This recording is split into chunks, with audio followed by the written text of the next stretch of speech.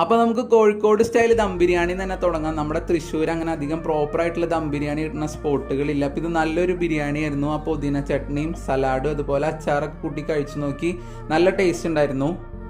പിന്നെ ഇത് അവിടുത്തെ പത്തിരി, അതുപോലെ തന്നെ മട്ടൺ ഇസ്റ്റു ആണ്. മട്ടൺ ഇസ്റ്റുവിൻ്റെ ഗ്രേവി നല്ല തിക്കായിരുന്നു, അതുപോലെ തന്നെ നല്ല പത്തിരി ആയിരുന്നു കേട്ടോ. അടുത്തൊരു ഐറ്റം വരുന്നത് മലബാറി സ്നാക്കായ ബീഫ് ചട്ടിപ്പത്തിരിയാണ്. സംഭവം നല്ല റിച്ച് ആയിരുന്നു. പിന്നെ ഇത് അവരുടെ സിഗ്നേച്ചർ ആയിട്ടുള്ള ഒരു ഐറ്റമാണ് ഫുൾ ചിക്കൻ വിത്ത് ഗ്രേവി. ചിക്കൻ ആദ്യം ഫ്രൈ ചെയ്തതിന് ശേഷം ഗ്രേവിയിലാണ് ഇത് പ്രിപ്പയർ ചെയ്യണത്. നല്ല അടിപൊളി ഗ്രേവി ആയിരുന്നു, നല്ല ടേസ്റ്റും ഉണ്ടായിരുന്നു. കുറേ നാളുകൾക്ക് ശേഷമാണ് ഒരു ട്രെസ്ലച്ചസ് കേക്ക് കഴിക്കുന്നത്. നല്ല കേക്ക് ആയിരുന്നു, നല്ല സോഫ്റ്റ് ആയിരുന്നു. ആ മിൽക്ക് ഒഴിച്ച് കഴിക്കുമ്പോൾ നല്ല ടേസ്റ്റ് ഉണ്ടായിരുന്നു. അതുപോലെ ഈ പൈനാപ്പിൾ പുഡിംഗ് ഒരു കലക്കൻ ഐറ്റം തന്നെയായിരുന്നു. അതുപോലെ ജാർ കേക്കിൽ ചോക്ലേറ്റും റെഡ് വെൽവെറ്റാണ് വന്നത്, രണ്ടും നല്ലതായിരുന്നു.